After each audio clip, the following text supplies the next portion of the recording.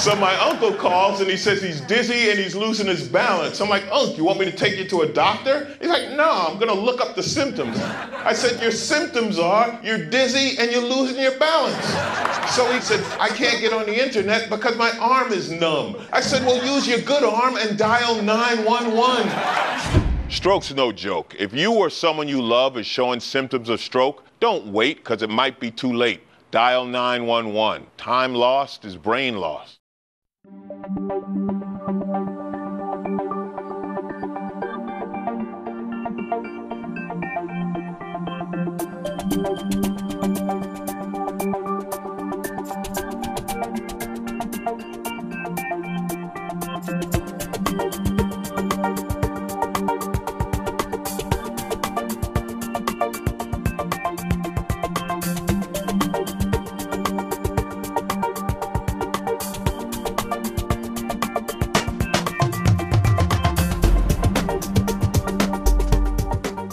Welcome to This Week with Sheriff Dave Phalen, a weekly program here on LSN Channel 9 Television, Time Warner, right here in the Lancaster area, and also on 90.9 FM, WFCO Radio. Do appreciate the folks here at Fairfield Christian Academy that put this program on each and every week, the students, JT Burcham and the gang, and they do a great job, and we do appreciate that.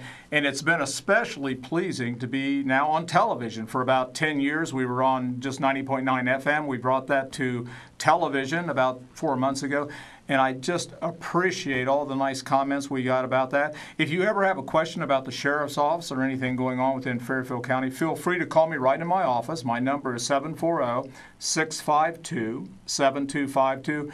Love to chat each and every day. We get a lot of calls, and it certainly is an honor and a privilege to be your sheriff. Back this week, by popular demand, is Monty Lobb, a friend of mine, and does a lot of different things in government. And for the folks that missed the program last week, you're actually running for a new district, District 78. You're part of that in Fairfield County. Right, state representative. With all the redistricting and everything. It's just a brand new district, and there's no incumbent. Yeah. And it takes into account 7 townships in Fairfield County. Yeah. Half of Pickaway County, all of Hocking, all of Morgan, a little bit of Athens County, and then the southern part of Muskingum County. Yeah. Well, you and I have known each other for, I don't know, 7, 8 years, I think. At least. At least, isn't that something? Yeah. And I know you've been involved with your church. Right. Lots of good things going on. Right. Right out Pickerington Nazarene. A lot of good ministry programs, especially for the kids. And then also on the Pickerington Education Foundation. Okay. Trying to help them and just promote and be an advocate for the Pickerington local school district.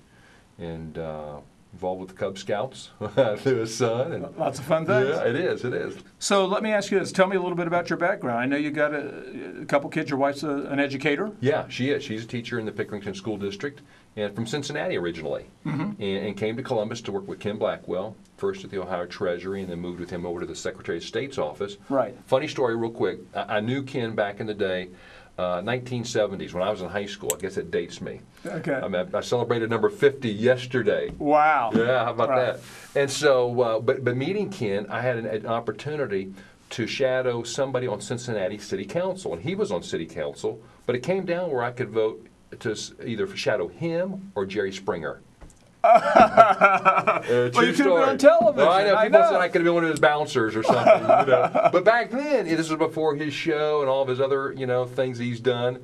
But even then, the spirit just said, this Blackwell guy's the guy to go with. So we had started a friendship back then, and it was just a joy and a privilege to work with him all those years in state office. Ken Blackwell is a guy I've always admired. Just a really good guy, a guy that stands up for what's right. Right. And it's just a nice person. Plus, he has those core values, and you can see that in the way he lives his life. Yeah, no doubt about it. He's been one of those models for me, and that is that even if people are going to disagree with you, kind of like a Ronald Reagan, if you just say, hey, here's where I stand, and do it in a way that's respectable, you don't have to be shrill or name-calling or yell at people, and just lay out logically, here's why I believe what I believe. Even if people disagree with you, they can respect that. Right. Now, we talked about a little bit about ethical training, things that you do. Right. And so, again, what are some things that you would cover? Say you had an hour. Right. Right. And you go into the sheriff's office, you have the deputies there. Right. What are you going to tell them? Right. Well, it's funny because I've developed curriculum, 3 books of curriculum on character building, collaboration building, and community building. Okay. With the idea is that character plus collaboration equals community. Right. So that when people of high character aren't lone rangers, but they come together with other people of high character, roll up their sleeves and co-labor, there's a chance for community. Right.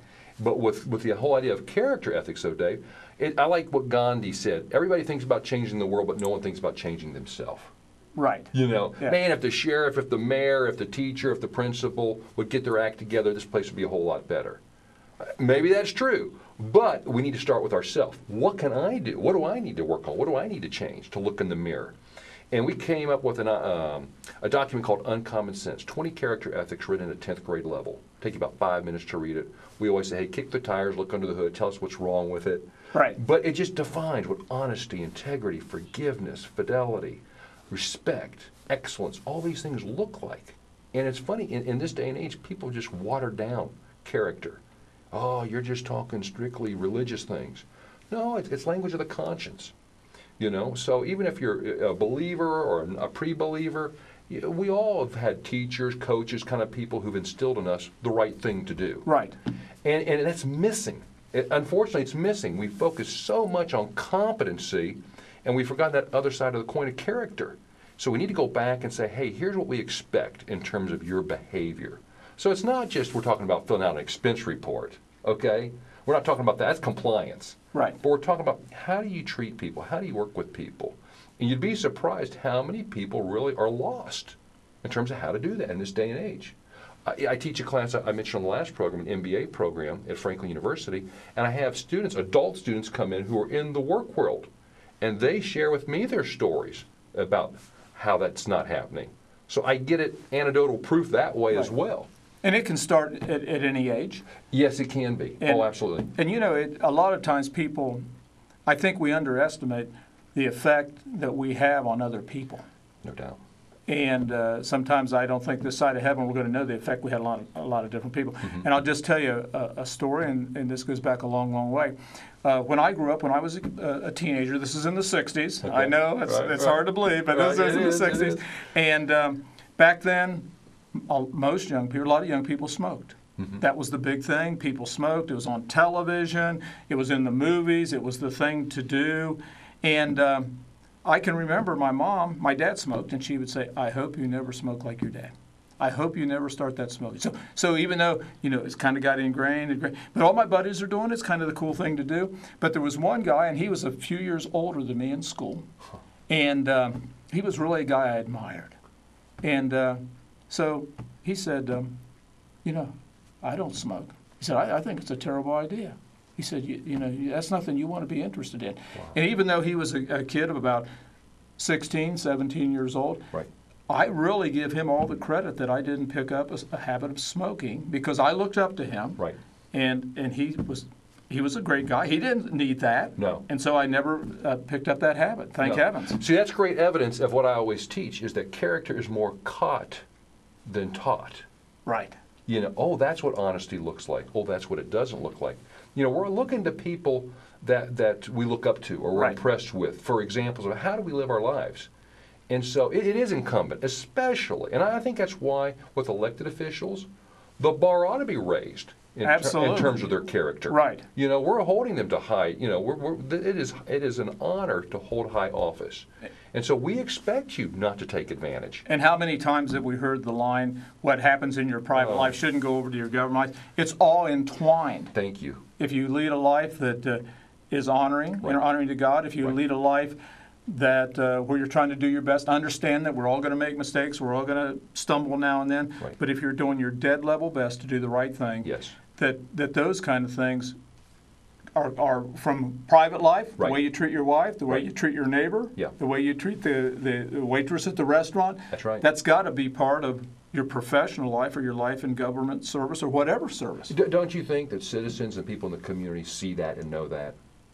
Absolutely. I think so too. Yeah, I do. I mean, I don't think anybody's expecting you to be totally perfect. Right. Okay?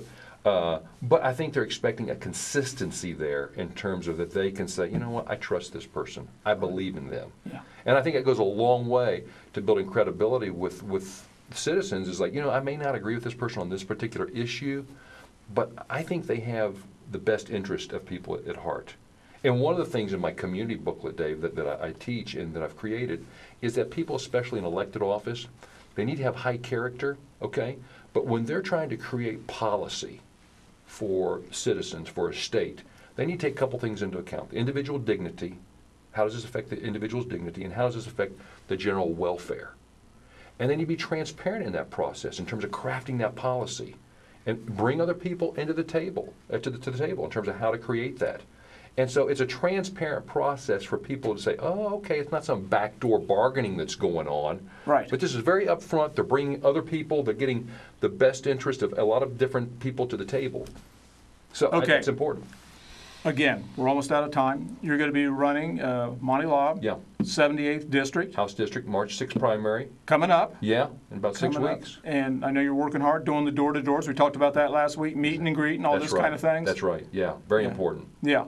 So I look forward to that, and certainly I want to say that I've appreciated your work over the year, whether it's with as Assistant Secretary of State, a lot of different things, a lot of grassroots things, work at your church. Right. Great. It's appreciated. You're welcome. And it doesn't Thank go you. unnoticed. Well, you know, you don't do it for that, but you do it because you feel like it's the right thing to do. Right. So it's just hopefully a part of who I am. Right. Right. Yeah. Monty Lobb with us this day. And, well, we're just about out of time. Do appreciate the folks here at Fairfield Christian Academy. Appreciate you, the viewers and listeners out there. And, again, if you ever need anything within the Sheriff's Office, feel free to call me. My number is 652-7252. And if you're out there driving, we're going to be having some probably snowy weather, icy weather here in the next few weeks. So be careful, drive carefully, buckle up, and do those things. God bless you, and we'll see you right here next week.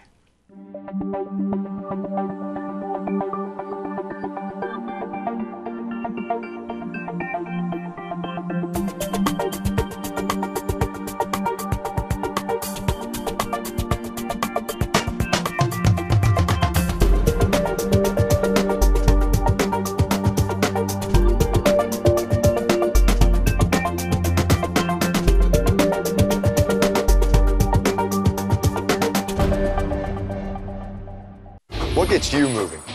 Because when you get moving an hour a day, You fuel your body, And your mind. whether you like to throw around the football. play frisbee in the park, Or dance in your room. Moving every day helps give you a healthy body and mind. And that makes you part of a winning team. Hey, that was my line. Get up and play an hour a day, Doc. check out how to be a player at letsmove.gov. Head online to get tips on great ways to get moving every day. That's www.letsmove.gov.